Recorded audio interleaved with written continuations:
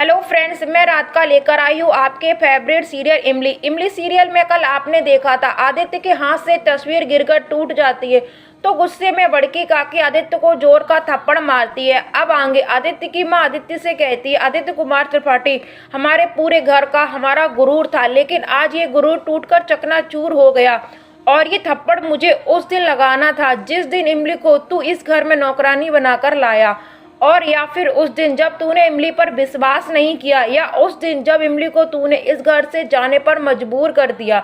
अगर मैंने ये थप्पड़ उस दिन लगाया होता तो ये आज तस्वीर नहीं टूटती। और एक बात बता आदित्य, तेरी शादी तो मजबूरी में हुई थी इमली से, पर तू तो सच्चाई और उसूलों का तूने उस दिन हमें सच्चाई क्यों नहीं बताई? गलती मैंने की, हम सबने की इमली के साथ, लेकिन हम सबने अपनी गलती को माना और गलती को मजबूरी का नाम देकर सच्चाई नहीं बदलती आदित्य। और आज सच ये है कि इमली सही है, मेरा बेटा ही गलत है। इसलिए मैं देवी माँ से प्रार्थना करूंगी, आज अगर तकदीर ने इमली का हाथ पकड़ा है तो उसे एक नई राह पर ले जाए, उस राह पर ले जाए जहाँ उसे अच्छे लोग मिले जो उसका साथ दे, उस पर भरोसा करे। और अब मैं उम्मीद करती हूँ कि आज से इमली जो भी फैसला लेगी अपने लिए लेगी, दूसरों के लिए इमली ने बहुत जी लिया, बहुत सब कुछ कर लिया। इतना बोलकर बड़की काकी वहां से चली जाती है। इसके बाद रूबी भी टूटी हुई तस्वीर को उठाकर वहां से चली जाती है। तभी वहां पर खड़ी मालिनी अपने मन में कहती है, बिल्कुल परफेक्ट, आदित्य के दिल में इमली के लिए शक मैंने डाला था, लेकिन बाकी का काम इमली ने खुद कर दिया। अब आदित्य और इमली को दूर होने से कोई नहीं रोक सकता, खुद इमली भी नहीं। इधर इमली रात को सोते वक्त आदित्य की तस्वीर को देखकर रो रही होती है और कहती है, जब तक हमारे बीच मालिनी दीदी है तब तक हम आपके पास नहीं लौटकर आएंगे। और यह सब बोलकर इमली रोते रोते सो जाती है। इसके बाद हमें नेक्स्ट मॉर्निंग का समय दिखाया जाता है जहां पर आर्यन की मॉम पूजा करती है। तभी वहां से इमली निकलती है। तभी वो अरविंद की तस्वीर पर जो माला होती है उस पर इमली किसी कीड़े को देखती है, तो वहां पर जाकर कहती है, एक तो मेहमान बन के रह रहे हो और उसी की माला खराब कर रहे हो, अब तुम्हें तो इस घर से जाना ही पड़ेगा। इसके बाद इमली उस कीड़े को उठाती है तो साथ में माला भी नीचे गिर जाती है। उसके बाद इमली तस्वीर पर दोबारा से माला चढ़ाने की कोशिश करती है, लेकिन तस्वीर काफी बड़ी होती है, इसलिए माला चढ़ाते वक्त इमली नीचे गिर जाती है। तभी वहां पर आर्यन आता है। इसके बाद आर्यन अपना हाथ देता है, लेकिन इमली को लगता है कि शायद आर्यन ने मुझे उठाने के लिए हाथ दिया है। वो अपना भी हाथ बढ़ाती है, लेकिन आर्यन उसके हाथ से माला लेता है, जिसे देखकर इमली थोड़ी सी हैरान हो जाती है। और उसके बाद आर्यन उस माला को तस्वीर पर चढ़ाता है। तभी इमली कहती है, यह सब मैंने जानबूझकर नहीं किया। तभी आर्यन उसके गले से दुपट्टा खींचकर अरविंद की तस्वीर को साफ करने लगता है और उसके बाद इमली से कहता है, मैं अपना फायदा देखकर मौका देता हूँ और नुकसान देखकर सजा देता हूँ। और एक बात, अगर बात मेरी फैमिली पर आए तो मैं ना तो फायदा देखता हूँ और ना ही नुकसान, मैं सिर्फ। तभी इमली कहती है, क्या मैं सिर्फ?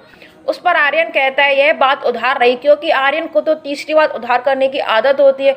दोस्तों, मुझे लगता है आर्यन ना सिर्फ तीसरी बात उधार करने के लिए ही पैदा हुआ है। कौन है ये लोग? कहाँ से आते हैं? चलिए कोई बात नहीं, आगे का एपिसोड कंटिन्यू करते हैं। और उसके बाद आर्यन कहता है, और यह तीसरी बात तुम जल्दी ही चुका दोगी। जिस पर इमली कहती है, मतलब? तो आर्यन कहता है, अपने काम से मतलब रखोगी। अगर मेरे घर में ऐसी गलती दोबारा की तो तुम्हें जवाब मिलेगा, जो तुम्हें अच्छा नहीं लगेगा। उसके बाद वो इमली का दुपट्टा गले में डालता है और वहां से चला जाता है। तभी वहां पर आर्यन की मॉम आती है और इमली से कहती है, बेटा तुम ठीक हो ना? तभी वहां पर अर्पिता आती है। वो कहती है, क्या हुआ मॉम? तो आर्यन की मॉम कहती है, योर स्टूपिड ब्रदर, यह बेचारी तो माला में से कीड़ा निकाल रही थी, तभी माला गिर गई, इसमें इस बेचारी का क्या कसूर है? तभी अर्पिता कहती है, इमली ये लो पानी पी लो। इसके बाद इमली पानी पीती है और उसके बाद थोड़ी सी नोक झोंक करती है, जिस पर इमली पूछती है, हमें तो ये समझ नहीं आवत कि ये बचपन से ही ऐसे हैं, मतलब इनको बचपन में अगर पत्थर से चोट लगे हो तो ये पत्थर को ही डांटत होए, और अगर दूसरी बार चोट लगे तो आप लोगों को डांटत हो, कितना खड़ूस है। जिस पर आर्यन की मॉम कहती है, नहीं बेटा, ये बचपन से नहीं है, जिसके साथ गुजरी है वही जानता है, और ये बचपन से ऐसा नहीं है। तभी इमली पूछती है, क्या गुजरे है? पर आर्यन की मॉम उसे कुछ नहीं बताती। जिस पर इमली कहती है, जानत है वो इतने सख्त नहीं है, लेकिन घर के गद्दों की तरह जरूरत से ज्यादा मुलायम है। और एक बात, अगर कोनो इतनी अकड़ दिखाए तो ओके सामने प्लीज प्लीज ना करे, ओको और अकड़ दिखाएं ताकि उसकी अकड़ डर के मारे भाग जाए। अगर आप लोगों की जगह हम होते ना तो अकड़ के पीठ में कोनी मार के कब का भगा देते। जिस पर अर्पिता कहती है, लागत है तो मैं तुम्हें बहुत खड़ूस लोगों से पाला पड़ा है। तभी इमली कहती है यह तो कुछ नहीं, वहाँ पर हमारे बाबू साहब। इतना बोलते ही इमली की आंखों में आंसू आ जाते हैं। तभी अर्पिता कहती है क्या हुआ इमली, तुम्हारी आंखों में आंसू आ गए? तो इमली कहती है कुछ नहीं, शायद आंख में कुछ चला गया होगा। वो लोगों कुछ नहीं बताती है। तभी आर्यन की mom, she is very smart girl, Imli तूने अभी जो बात कही ना कि पीठ पर कौन ही मार, तो तू आर्यन पर ट्राई कर, शायद वो ठीक हो जाए। जिस पर इमली कहती है कोशिश करिए हम, पर ओ को सीता मैया ही संभाल पाए, जय सीता मैया हम चालत है। इतना बोलकर इमली ऑफिस के लिए निकल जाती है और जब वो गेट के बाहर आती है तो गेट के बाहर एक बाइक को देखकर अपने और आदित्य के पास्ट को याद करने लगती है। तभी आर्यन उसे गाड़ी का हॉर्न बजाते हुए कहता है जल्दी गाड़ी में बैठो, टाइम नहीं है मेरे पास, लेट हो रहे हैं। लेकिन इमली गाड़ी में नहीं बैठती है, वो पैदल ही चलने लगती है। तभी आर्यन अपनी गाड़ी से कीचड़ उसके पैरों में फेंक देता है और कहता है जल्दी बैठो हम लेट हो रहे हैं। इमली को काफी गुस्सा आता है तो इमली आर्यन की जेब से रुमाल निकालकर अपने पैर को साफ करने लगती है और कहती है अब हो गया हिसाब बराबर, अब बोलो क्या बात करनी है। जिस पर आर्यन कहता है मुझे तुमसे कोई बात नहीं करनी, जल्दी गाड़ी में बैठो, ऑफिस जाना है। तभी इमली कहती है काहे, तुम अपने मिसेज को 200 की स्पीड पर भगा दो और हमें डराओ। वो दिन हम कछु नहीं बोले, लेकिन हम इमलिया हैं, कोई फायर जेट की चालक नहीं है।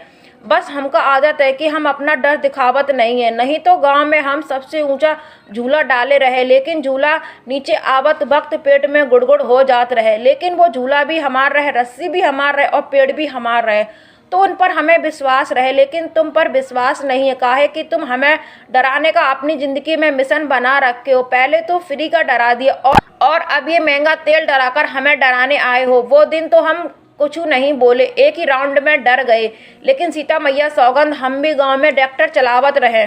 इसके बाद आर्यन कुछ सोचता है और उसके बाद अपनी गाड़ी से बाहर आता है और कहता है अगर तुम्हें किसी का काम पसंद नहीं है तो तुम उस काम को खुद करो, डरो नहीं, खुद से करना सीखो और उससे अच्छा करके दिखाओ। और अपनी गाड़ी की चाबी इमली को देते हुए कहता है अब गाड़ी तुम चलाओगी। जिस पर इमली कहती है मैंने कभी गाड़ी नहीं चलाई, हमसे ना चलिए। लेकिन आर्यन फिर भी उसे गाड़ी चलाने के लिए फोर्स करता है और कहता है ट्रैक्टर चलाई हो ना तो गाड़ी चलाना ज़्यादा टफ नहीं है, चलो बैठो। बाद इमली ड्राइविंग सीट पर बैठती है और कहती है तुमको अपन जान प्यारी नहीं है, लेकिन हमको अपन जान प्यारी है। तुम अपनी मैसेज के बारे में सोचो, अगर कहीं ठुक गई तो हमसे ना, हम नहीं जानत है। तभी आर्यन कहता है जस्ट ड्राइव और उसके बाद कहता है अपनी सीट बेल्ट लगाओ और उसके बाद इमली गाड़ी ड्राइव करने लगती है। इधर हमें आदित्य के घर का सीन दिखाया जाता है जहाँ पर सुबह सुबह मालिनी आदित्य के लिए ब्रेकफास्ट नींबू पानी लेकर आई होती है। तभी वहाँ पर निशान कहता है आदित्य के लिए लाई हो? आदित्य तो चला गया, प्लीज डोंट टेल मी कि उसने तुम्हें बाय नहीं बोला, ऐसे कैसे हो सकता है। तभी मालिनी कहती है फालतू की बातों में ना पड़कर अपने भाई की चिंता करो, वो ऐसी हालत में ऑफिस कैसे जा सकते हैं। तभी वहां पर रूबी आती है और कहती है इसे हालत नहीं हैंगओवर कहते हैं और अपने भाई का हैंगओवर कैसे ठीक करना है हम दोनों भाई बहन अच्छे से जानते हैं, बाकी तुम अपनी चिंता करो। आदि भाई की चिंता करने के लिए उसकी फैमिली है। तभी निशान कहता है क्या हुआ मालिनी, तुम तो आदि भाई की बेस्ट फ्रेंड हो, तुम्हें तो खुशी होनी चाहिए। तभी रूबी कहती है मालिनी ये दोस्त बनने का नाटक आदि भाई और फैमिली के सामने करना हम दोनों अच्छे से जानते हैं, तुम आदि भाई के मन में इमली के लिए हमेशा डाउट पैदा करती हो। रूबी दीदी आप ये क्या इमेजिन करने लगी हो, प्लीज मैं कोई भगवान तो हूँ नहीं जो दो लोगों की किस्मत डिसाइड करूंगी, अगर किस्मत लिखनी होती तो मैं खुद की लिखती, और अब घर में जो भी हो रहा है खुद ब खुद हो रहा है। और इसके बाद वो नींबू पानी रूबी को देते हुए कहती है रूबी दीदी इसकी ज़रूरत आपको है क्योंकि आपका दिमाग सुबह से बहुत गर्म है, इसे पी लीजिए ठंडा हो जाएगा। इतना बोलकर मालिनी वहां से चली जाती। इधर इमली गाड़ी को बहुत स्लो चला रही होती है। तभी पीछे से कोई कहता है अरे मैडम बैलगाड़ी चला रही हो क्या। तभी आर्यन भी कुछ कहने वाला होता है लेकिन इमली उसे चुप करा देती है और कहती है तुम हमसे बोले थे कि एक ट्रैक्टर जैसा बिल्कुल नहीं है, यह चारों तरफ से बंद है। तभी आर्यन गुस्से में कहता है अब मैं बोलूंगा तुम सुनोगी, यह गाड़ी मैंने 10 की स्पीड पर चलाने के लिए नहीं खरीदी, अगर इतनी कम स्पीड पर चलाओगी तो ऑफिस तो बंद भी हो जाएगा लेकिन हम नहीं पहुंचेंगे। जिस पर इमली कहती है नहीं बिल्कुल नहीं, काहे कि सेफ्टी फर्स्ट। जिस पर आर्यन कहता है ये सेफ्टी नहीं है बेवकूफ़ी है। तो इमली कहती है हम आपकी बात नहीं करत, हम अपन बात करत है, काहे कि हमें अपनी सेफ्टी प्यारी है। जिस पर आर्यन इमली को समझाता जिंदगी में अगर कुछ पाना है तो स्पीड पकड़नी पड़ती है ताकि तुम अपने डर को पीछे छोड़ सको। और जब तुम गांव में ट्रैक्टर चलाती थी तब तुमने कभी सोचा है कि पीछे कुछ छूट रहा है। जिस पर इमली कहती है पर वो खेत रहे और ये रोड रहे, वो ट्रैक्टर रहे, ये बंद डब्बा है, अगर आपकी मिसेज को थोड़ी सी भी खरोच आ गई तो आप तो मेरा मर्डर कर दोगे, नहीं हम रिस्क नहीं ले सकते। तभी आर्यन उससे कहता है पहले तुम खेत में काम करती थी, अब तुम ऑफिस पहुंच गई हो, थोड़ी देर के लिए तुम भूल जाओ कि ये सड़क है, सड़क पर यह गाड़ी चल रही है और गाड़ी में मैं बैठा हूँ। अपने काम पर फोकस करो, अपने काम पर फोकस करो। इस तरह आर्यन इमली को समझाता और मोटिवेट करता है, जिसके बाद सही स्पीड में इमली गाड़ी चलाने लगती है और बहुत खुश होती है। फाइनली मुझे गाड़ी चलाना आ गया और यह ट्रैक्टर से भी आसान है। दोस्तों, यहीं पर इस प्यारे से एपिसोड